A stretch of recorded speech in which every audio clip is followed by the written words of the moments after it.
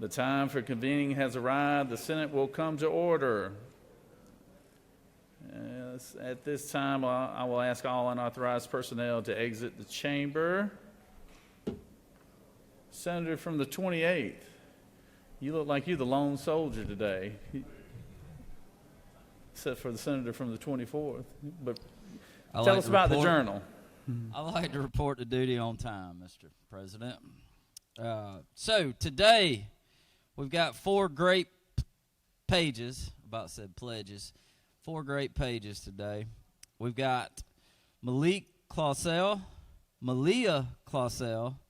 and Shamera Clausell, who all happen to be the grandchildren of our distinguished senator from the 35th. So we welcome them. And then we also have Evie Owens here with us as well. So y'all, please welcome our pages, and we appreciate y'all being here. So thank you for that. So, on this day in 2015, the Atlanta Hawks set a new NBA monthly win record as they moved to 17-0 in January. And I think we got about 17 wins since then, so we're doing good. But today is National Hot Chocolate Day, Scotch Tape Day, Eat Brussels Sprouts Day. That's for you, Senator. And it's also Backwards Day. Mr. President, the journal has been read and found to be complete. All right. That sounds good, Senator. We still got to work on your facts and figures, though, man. This is I'm worried about you. You know, Scotch Tape Day here. So, all right. So, is there objection to dispensing of the reading of the journal? Chair hears none. And the reading of the journal is dispensed. Is there objection to confirmation of the journal? Chair hears none. And the journal is confirmed. All senators who have bills and resolutions to introduce, please bring them to the Secretary's desk at this time. First reading and references of Senate bills and resolutions. Senate Bill 39 by Senators Jackson of the 41st and others, a bill to be entitled an act to amend Chapter 23 of Title II relating to the Georgia Hemp Farming Act so as to allow persons convicted of any misdemeanor or certain felonies to grow industrial hemp, to repeal conflicting laws and for other purposes. Senate Bill 40 by Senators C of the 34th and others, a bill to be entitled an act to amend Part 3 of Article 4 of Chapter 11 of Title 16 relating to carrying. Senate Bill 41 by Senators William of the 25th and others, a bill to be entitled an act to amend Article 1 of Chapter 7 of Title 52 relating to registration, operation, and sale of watercraft. Public safety. Senate Bill 42 by Senators Hodges of the 3rd and others, a bill to be entitled an act to amend Code Section 16547 relating to posting model notice with the human trafficking hotline information. Public safety. Senate Bill 43 by Senators Jackson of the 41st and others, a bill to be entitled an act to amend Part 1 of Article 5 of Chapter 9 of Title 45. Insurance and labor. Senate Bill 44 by Senators Hatchett of the 50th and others, a bill to be entitled an act to amend Title 16 relating to crimes and offenses so as to provide for mandatory minimum penalties. Senate Bill 45 by Senators Anna Vitarte of the 31st and others, a bill to be entitled an act to amend Part 3 of Article 16 of Chapter 2 of Title 20 relating children and family. Senate Bill 46 by Senators Huffstedler of the 52nd and others, a bill to be entitled an act to amend Chapter 17 of Title 31 relating to control of sexually transmitted disease so as to Health require and Human Services. Senate Bill 47 by Senators Huffstedler of the 52nd and others, a bill to be entitled an act to amend Chapter 12 of Title 16 relating to offenses against public health and morals so as to provide that Health vaping. and Human Services. Senate Bill 48 by Senators James of the 35th and others, a bill to be entitled an act to amend Chapter 12 of Title 50 relating to commissions and other agencies so as to government oversight. Senate Bill 49 by Senators James of the 35th and others, a bill to be entitled an act to amend Chapter 8 of Title 12 relating to waste management so as to prohibit the distribution of certain bags made from natural resources. Senate Bill 50 by Senator Burns of the 23rd and others, a bill to be entitled an act to amend Chapter 2 of Title 20 relating to elementary and secondary education so as to provide that local. Education to youth. Senate Bill 51 by Senators Islam of the 7th and others, a bill to be entitled an act to amend Chapter 8 of Title 48 relating to sales and use taxes so as to exempt the sale or use of certain menstrual products, to provide for related matters, to repeal conflicting. Finance. Senate Bill 52 by Senators Parent of the 42nd and others, a bill to be entitled an act to amend Code Section 22-161.3 Higher relating. education. Senate Bill 53 by Senators Parent of the 42nd and others, a bill to be entitled an act to amend Chapter 2 of Title I relating to primaries and elections generally so as to provide for a permanent absentee voter list, to provide. Ethics. Senate Bill 54 by Senator Parent of the 42nd and others, a bill to be entitled an act to amend Chapter 2 of Title 21 relating to elections and primaries generally so as to revise the qualifications of poll officers, to provide for related matters, to repeal conflicting laws, and for other Ethics. purposes. Senate Bill 55 by Senators Parent of the 42nd and others, a bill to be entitled an act to amend Chapter 80 of Title 36 relating to general provisions relative to counties, municipal corporations, and other governmental entities, so as to prohibit the regulation of businesses of persons. Economic development. Senate Resolution 55 by Senator Harrell of the 40th and others, a resolution to ratify a proposed amendment. Judiciary. That completes the order, Mr. President.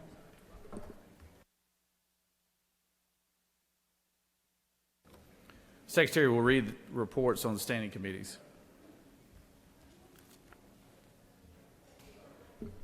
Mr. President, the Senate Committee on Judiciary has had under consideration the following legislation and has instructed me to report the same back to the Senate with the following recommendation. Senate Resolution 32 do pass. Respectfully submitted, Senator Strickland of the 17th District Chairman. That completes the order, Mr. President.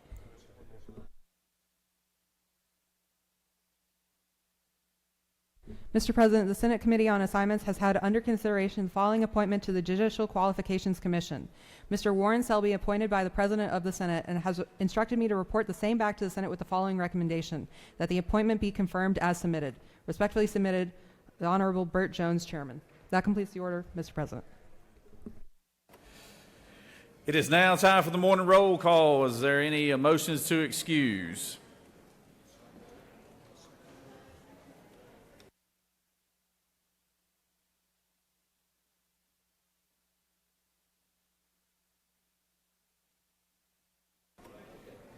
Hold off on the motion to excuse because we've got second readings. So, Secretary, read the bills for the second time. Senate Bill 11 by Senator Albers of the 56 and others, Georgia Fights Terrorism Act enact. That completes the order, Mr. President.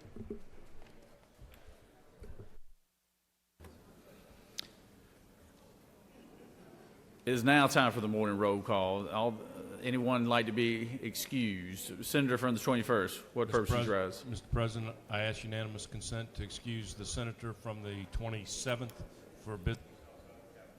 Without objection, Senator from the 27th will be excused. Senator from the 40th. Thank you, Mr. President. Never mind. Senator from the 33rd. Thank you. Good morning, Mr. President. I ask for unanimous consent to excuse the senator from the 43rd, 36th, and 10th, and 38th. Without objection, the Senator will excuse the Senator from the 43rd, the 36th, the 10th, and the 38th. Senator, have you become the designated excusee for your caucus? He's the chosen? All right. Doing a great job, Senator. Any other motions to be excused? Secretary will call roll of senators. Please signify your presence by voting the yay switch. Secretary will unlock the machine.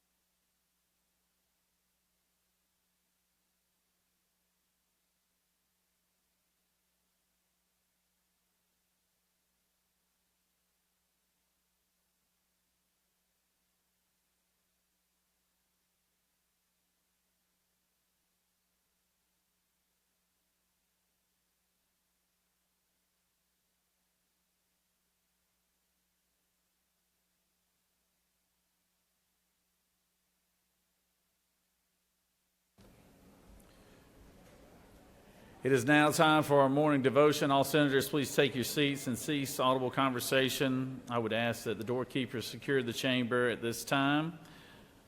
I'd like to call on my good friend from the 56th to lead us in the Pledge of Allegiance and introducing the chaplain of the day. Thank you, Governor. Please rise and join me in Pledge Allegiance to the American flag. I pledge allegiance to the flag of the United States of America and to the republic for which it stands, one nation under God, indivisible, with liberty and justice for all. And now to the Georgia flag. I pledge allegiance to the Georgia flag and to the principles for which it stands, wisdom, justice, moderation, and courage. Good morning. I'm very excited to introduce our pastor of the day. He will be no stranger to most of you who are here. Pastor Wes Cantrell is the discipleship pastor of First Baptist of Woodstock, which is one of the largest congregations in my district and candidly throughout the entire state of Georgia. He is married to his wife Jane, and they have 6 children, 2 boys and a girl, 2 daughter-in-laws, and a son-in-law. He has 1 grandson with another one coming very shortly, another grandchild. He completed his undergraduate work at Georgia Tech University, as well as his master's in seminary in Southwest Seminary. Wes served in the House of Representatives representing Cherokee County for 8 years and just retired last year. I do want to tell a quick story before he comes up. We were all marching in the July 4th parade in Woodstock, in fact, riding on top of my fire engine one year. And as we rode down the main street of Woodstock, Georgia, the outpouring of children and families that wanted to say hi to Pastor Wes and the amazing impact that he had had on them about teaching them about the Lord, about family, and his character and values that he espoused every day was really humbling and overwhelming. I'm very glad to have him here today, and he always wanted to make it to the Senate chamber, and today was his opportunity to do so. So please welcome our very own Pastor Wes Cantrell.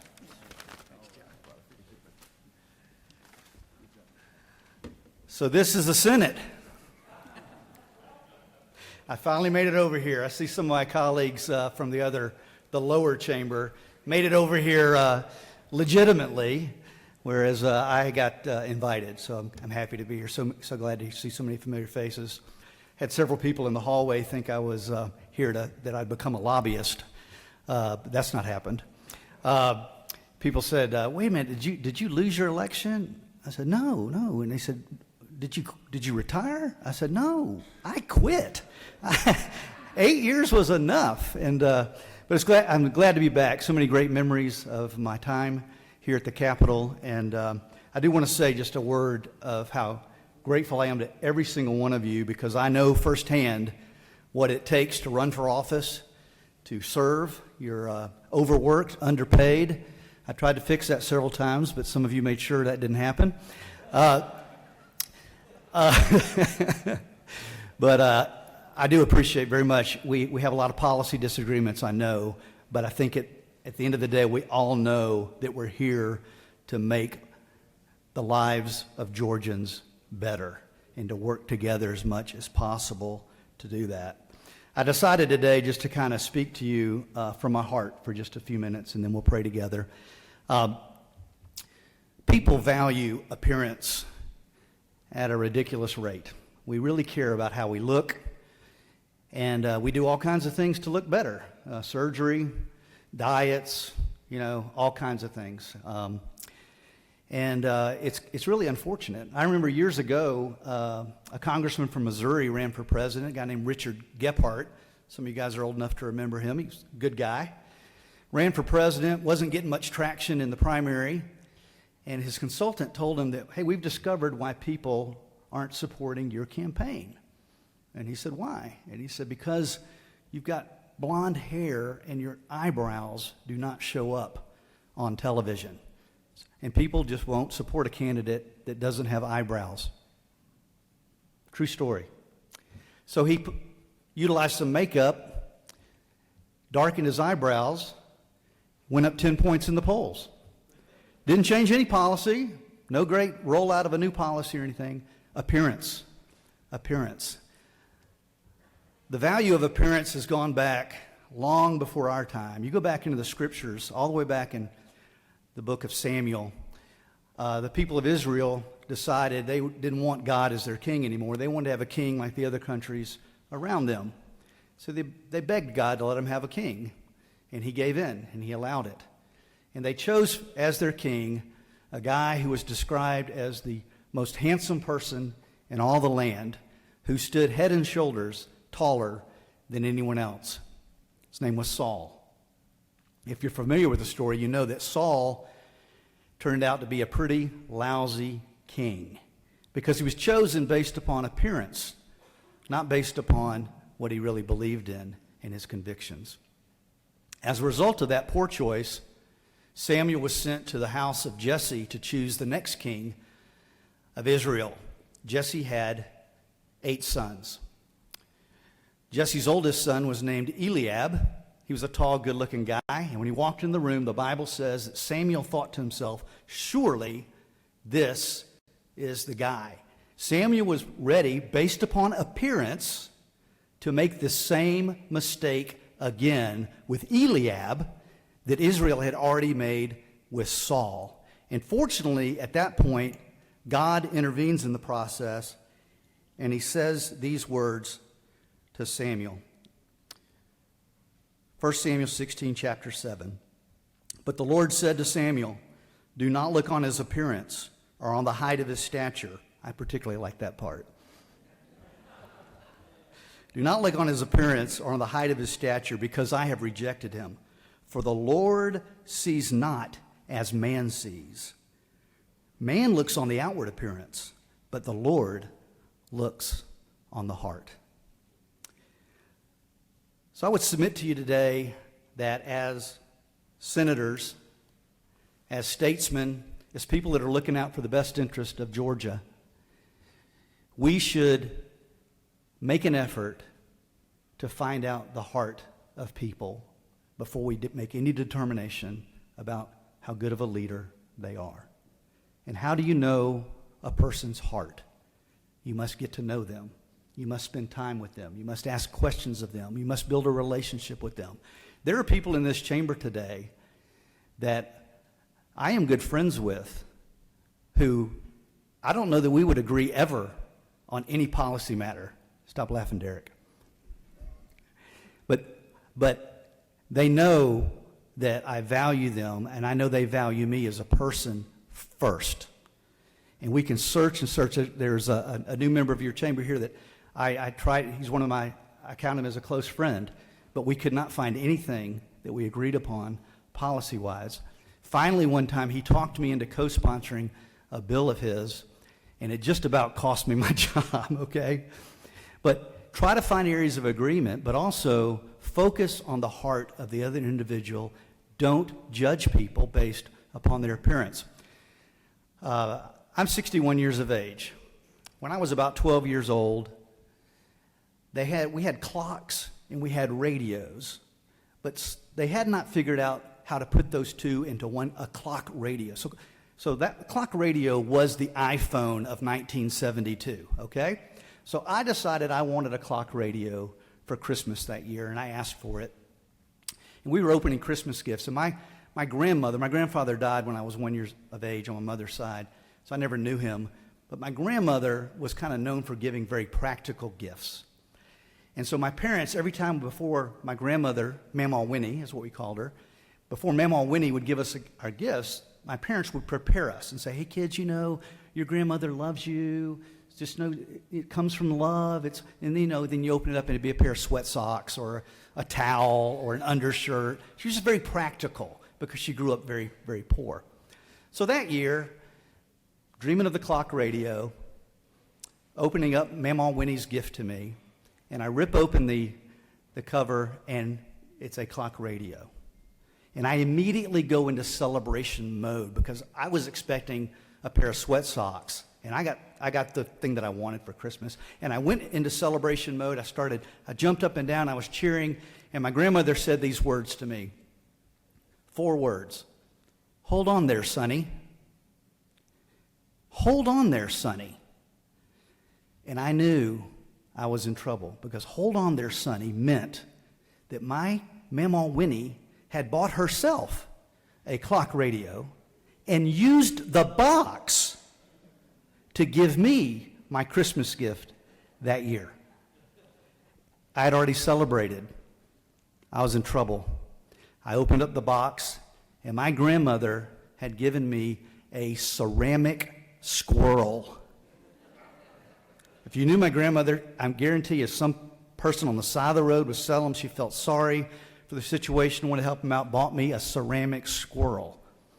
So for the rest of my life, I have been telling people, don't make the box mistake. And a lot of times when we look at people, we make the box mistake because they look like a clock radio on the outside, but inside, they might just be a ceramic squirrel. So you got to take the time to invest in people, get to know their heart, and find out what they're really about. And I bet you in this chamber, you would find out that we have a lot in common about how much we care about the people of Georgia and doing what's right by them. Would you join me as we pray? Father, thank you so much for the men and women in this chamber. Thank you for their willingness to serve our state, to serve our people. We know the hours are hard. We know the pay is low. And so we're grateful, Lord, for them taking time out from their families, from their spouses, from their businesses, from their nonprofits, from their ministries, from all the different things they could be doing today. Thank you that you led them to join us down here at the Georgia Senate. So I pray that you'd give them great wisdom. I pray that you would grant them favor with the parties that they need to have favor with as they try to advance things that are going to make our lives better here in Georgia. And we pray all this in the name of Jesus. Amen.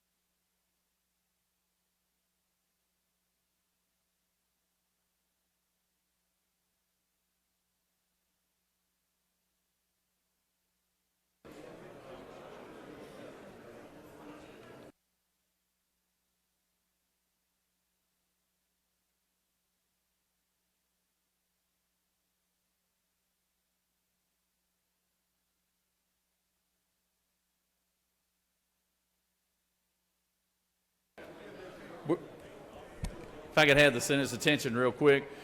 We're going to go a little bit out of order today. We've got some special guests. Actually, obviously, we have Kia on your desk here as our special guest today. We've got all the North American leaders of the Kia organization, but they're over in the House right now, and so we're going to move ahead to points of personal privilege. And so, if y'all would, if anyone like to come up here as a point of personal privilege, you can go ahead and do that now. This will be the appropriate order. Thank you.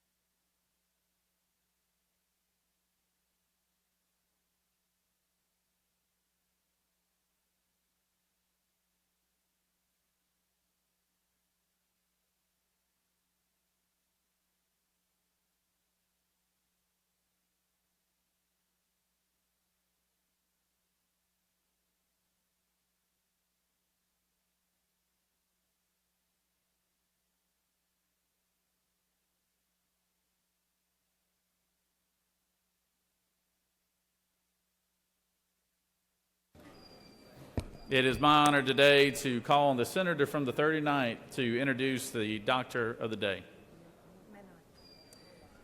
Good morning, colleagues. I am excited to introduce Dr. Uma Menon. She is a board-certified neurologist and epileptologist who joined the Department of Medicine at Morehouse School of Medicine as an associate professor and the chief of the Division of Neurology in 2021. She has published extensively and has presented at national and international meetings. She is truly a patient and physician advocate. She has now started a neurology residency training program at Morehouse School of Medicine as she continues her work on ethics, advocacy, equity in neurology and medicine. Couple of facts, though, on neurology that I think are really striking that I wanted to share. Neurology disorders affect 1 in 6 people, and in the entire state of Georgia, with a population of almost 11 million, there are only 449 practicing neurologists here. There is a projected shortage. There's a projected shortfall in supply by 19% by 2025, and the average wait today to be seen by a neurologist is 32.3 days. So we especially appreciate the work that she's doing, especially with the residency training program, so that we can get more neurologists trained and at the avail of Georgians as they need them. Dr. Menon.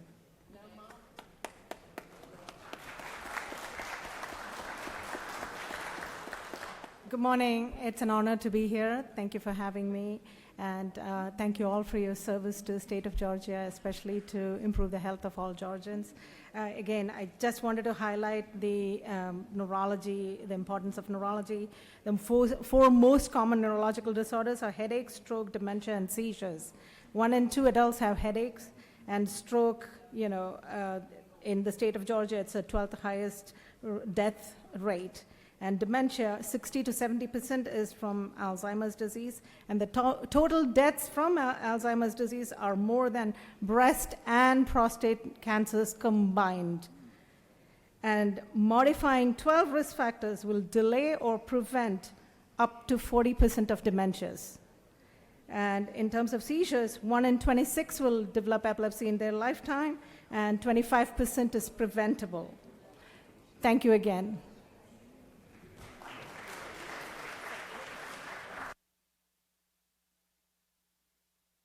I recognize the senator from the 19th for a point of personal privilege.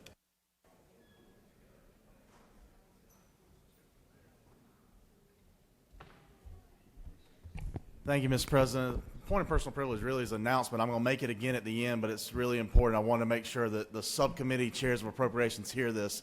We have a meeting today. It's been sent to your administrative assistants. It's been sent to you, but I know the session gets busy and folks forget. But Subcommittee of Appropriation chairs, today, upon adjournment of rules or noon, whichever is later, we have a meeting to go over what we think the next 2 weeks may look like and begin to lay out our budget process. So if you're a subcommittee chair of appropriations, today, upon adjournment of rules or upon 12 o'clock, whichever one is later, please meet downstairs in the conference room in between the appropriations office and the majority leader's office. We'll have a sandwich or a little box lunch for you, too. Thank you a lot. Thank you, Mr. President. I yield the will.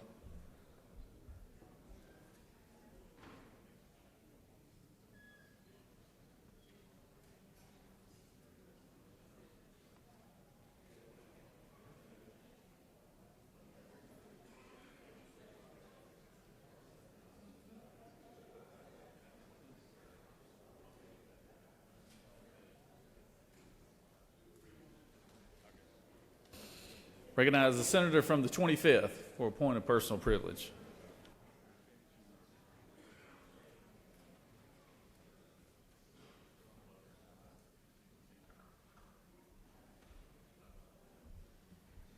Thank you, Mr. President.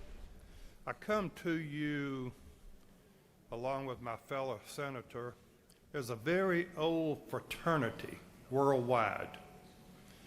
Some of them refer to us as traveling men.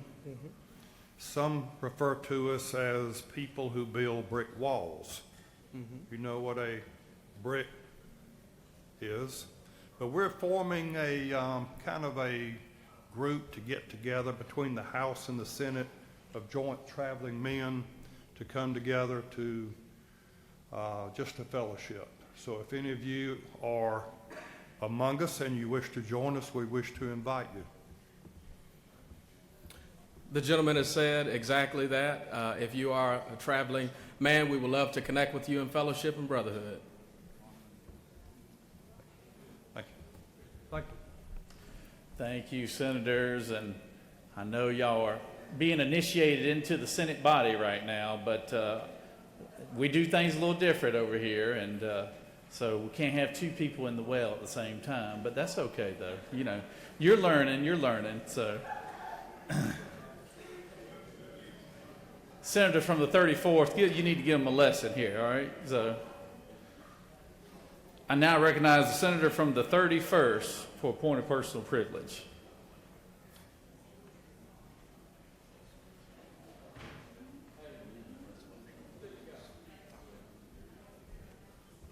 Thank you, Mr. President, members of the Senate. I rise on a point of personal privilege because I was sharing with the LG and he said we were killing time, so I'm killing time. But on a serious note, I'm reading that it's a congratulations for John for being named a 2022 Heisman School Scholarship winner for South Cobb High School. At South Cobb, Eagle student athlete John C. Oliver for being named the 22 Heisman High School Scholarship winner for South Cobb High School. John is my daughter's firstborn, and John is what we call him because my dad is a John and his dad is a John, so John is a John. But John literally grew up in this body. I've been bringing him down here since he was an infant, but now he's standing 6'3". He's the point guard at his school. He's gotten at least 18 offers to universities. He just signed one of those offers, and I do believe it's to Alabama, which is where his grandfather, my husband, was born and raised, so he's an Alabama fan. So since we're killing time, I just want to talk about my grandkids again. Thank you, Mr. Chairman. I yield the will.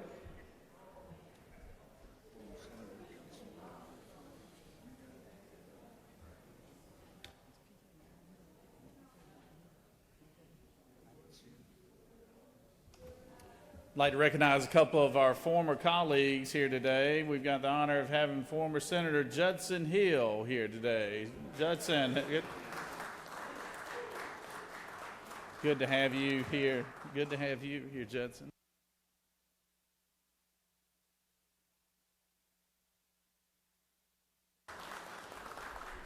We had Senator P.K. Martin here as well earlier today, but I think he's left the chamber now. But if you see P.K., give him well wishes, because I saw him as we were doing the devotional earlier today. So I call on the senator from the 31st for a point of personal privilege.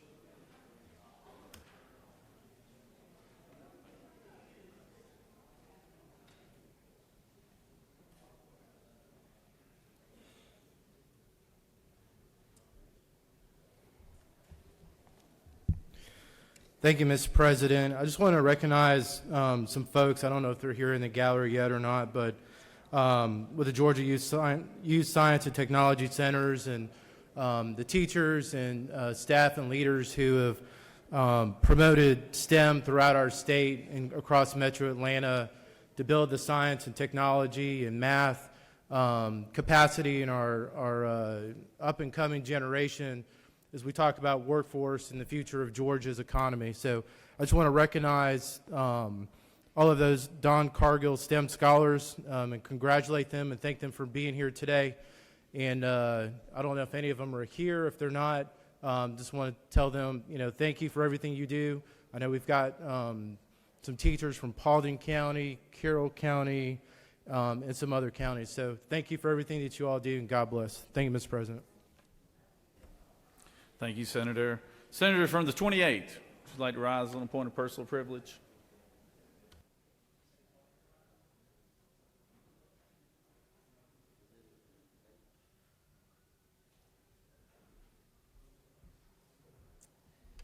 Thank you, Mr. President. I just want to take this time to let the Rules Committee know that we will be meeting upon adjournment. We have our first bill. And for those of y'all that know me, I'm not really much into drama, so not going to be that exciting of a day, but we'll try to entertain as best we can with our great bill we've got coming from the senator from the 56th. So if you'll give us about 15 minutes from adjournment, that's when we'll meet. So thank you, Mr. President. I yield the will. Thank you, Senator. Senator from the 50th, I'd like to rise on a point of personal privilege.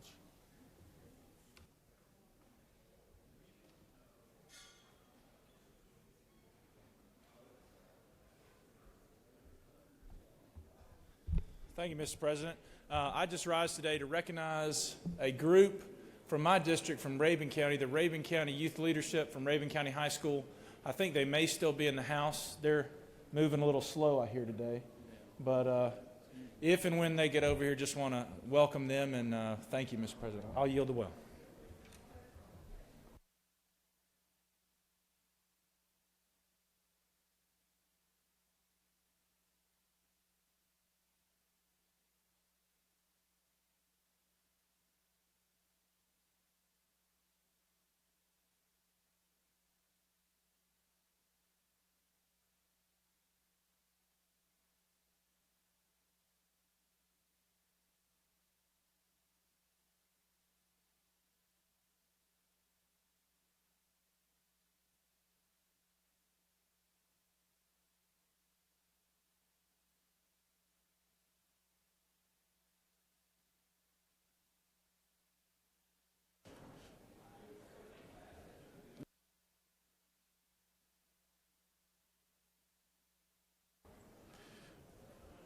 We have a special guest here with us today. Secretary, read the resolution. Senate Resolution 54 by Senator Robertson of the 29th, a resolution committing Kia's vehicle manufacturing and impact on the state and recognizing January 31st, 2023 as Kia Day at the state capitol and for other purposes. Whereas Georgia is a center of automobile manufacturing and home to Kia's assembly plant in West Point, Georgia, and whereas the automobile manufacturing industry in Georgia is resilient and growing, and whereas Kia Georgia has contributed over $20 million to the local community, promoting education, diversity and inclusion, health and wellness, and environmental preservation and sustainability. And whereas since establishing its assembly plant in 2009 in West Point, Georgia, Kia has invested more than $1.9 billion in the state of Georgia. And whereas Kia Georgia employs more than 3,000 team members and is responsible for more than 14,000 plant and supplier jobs in the region. Now, therefore, be it resolved by the Senate that the members of this body commend Kia of Georgia and recognize January 31st, 2023 as Kia Day at the state capitol. That completes the order, Mr. President. Is there objection to the adoption of the resolution? Chair hears none, and the resolution is adopted. It's now my honor to call on the senator from the 29th, and it is a special day, and we always like to talk about new industries that are coming to the state of Georgia, and people wanting to move out of other states and come to a more business-friendly environment like Georgia's. And sometimes we forget about the ones who've been with us for a while. Kia is, and we're proud to have Kia as one of their main manufacturing centers in West Point, Georgia. They've been here since 2008. They've employed over 3,000 people here in this state, and they want to grow their business here. And so I always like to say we love new business, but we like to also partner with our existing businesses to see how we can help them grow as well. So it is my honor now to call on the senator from the 29th to introduce our special guest. Thank you, Governor. Thank you, Mr. President. Anyone, and I know the senator from the 28th understands what I'm talking about, that in the early 90s and early 2000s, we saw devastation in West Georgia when the textile industry started shutting down here and moving their operations outside of the United States. And no matter what your sector was, whether you were in the private sector or the public sector, we realized the catastrophic results that would happen in West Georgia if we were not able to bring in somebody, or if we could not find a partner who was willing to come to West Georgia and work with us and provide the jobs necessary. And so when we first found out that there was an auto manufacturer by the name of Kia coming, we did what everybody else did. We said, what is Kia? And wow, did we learn really fast what Kia was. Kia was much more than an auto manufacturer. Kia came in, not only did they employ 3,000 West Georgians and a few East Alabamians, because we want to, hand out that olive branch every once in a while, but they changed the community. They changed the absolute energy that was there in West Georgia, West Point, LaGrange, Columbus, Meriwether County, Noonan, throughout that entire area, their impact. Because not only were they a manufacturer, not only were they a place of employment, but they were a partner in the community. Anything that needed, and whether it was elementary school, high school, tech school, or college, Kia became involved. Whether it was the philanthropic community that was there in those areas that needed support, Kia was always sitting at the table wanting to be a part of the solution. So to say that Kia is an auto manufacturer in West Georgia is an understatement. They are actually part of the DNA that is West Georgia today. And I can't thank them enough for what they've done for West Georgia and what they've done for the state of Georgia, because I promise you, these other manufacturers who are coming here are looking at the success of Kia and hoping that they have as much success by following that same blueprint. And with that said, to follow through with the introductions, I would like to introduce my friend, good friend, Stuart, who is the man in charge there in West Point, Georgia, with Kia. Stuart.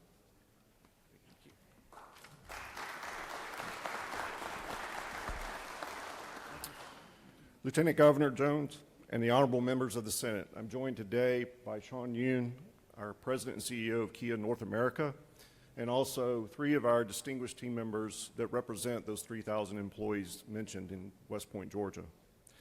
On behalf of our Kia Georgia team and our corporate partners around the world, the support of our operations cannot be expressed enough for what you do for us. When Kia made the decision to locate its first U.S. manufacturing facility in West Point, There was a high level of confidence in the possibilities of the success of the Kia brand. In April, we will surpass 4 million vehicles assembled in Georgia by these 3,000 Kia Georgia team members. The automotive industry is rapidly evolving, with Georgia quickly becoming a center point of change. Kia's history of success and its forward-looking vision are due to the support and cooperation from the members of this distinguished body, both past and present. We thank you for your leadership and commitment to making Georgia a great place to live, work, and raise a family, and for your service to the millions of Georgians that call this great state home. Thank you.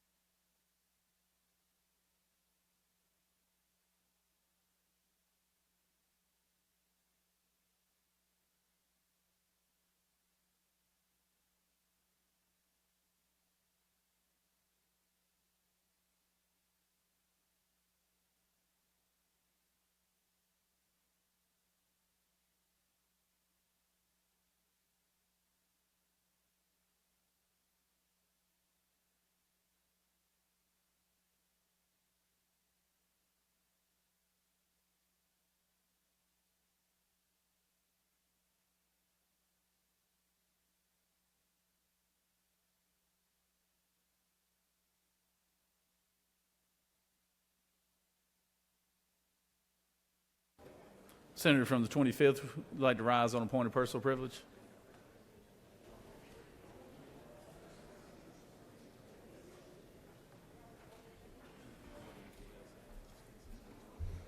Thank you, Mr. President. Just want to remind, we have a joint meeting today of the retirement of the Senate and of the House. Lunch will be in room 510, and our meeting will be at 2 p.m. at CLOB room 406. Thank you.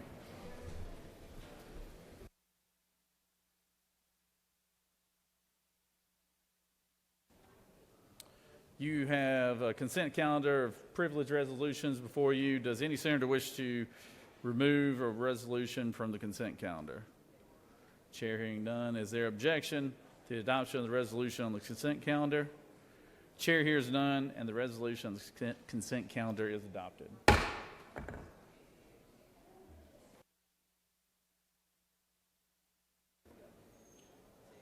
Are there any motions to withdraw or commit?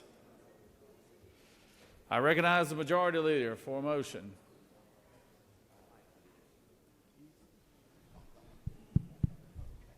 Thank you, Mr. President. I move that the Senate stand adjourned until 10 a.m. Wednesday, February 1st. Secretary, read the announcements. The Rules Committee meeting will occur upon adjournment in 450 of the Capitol. The Children and Families Committee meeting is canceled. The Joint Retirement Committee meeting will happen at 2 p.m. in 406 CLOB. The Veterans, Military, and Homeland Security Committee will meet at 2 p.m. in 125 in the Capitol. The Joint Education and Youth Committee and the Higher Education Committee meeting will happen at 2:30 p.m. in 450 of the Capitol. And the Regulated Industries and Utility Committee will meet at 4 p.m. in 450 of the Capitol. That completes the order, Mr. President. Thank you. I recognize the senator from the 19th, the distinguished appropriations chairman. Hard at work right now. Thank you, Mr. President. Appreciate those kind words. Just a reminder again, Subcommittee of Appropriations Chairman, please come meet with us today at noon or upon adjournment of rules, whichever is later. We're going to go through the process of everything that you've been asking me for the past hour. Thank you so much. See you this afternoon. Thank you, Senator. The majority leader has moved that the Senate stand adjourned until February 1, 2023 at 10 a.m. tomorrow. All those in favor of his motion signify by saying aye. All those opposed? No. The ayes clearly have it. We're adjourned.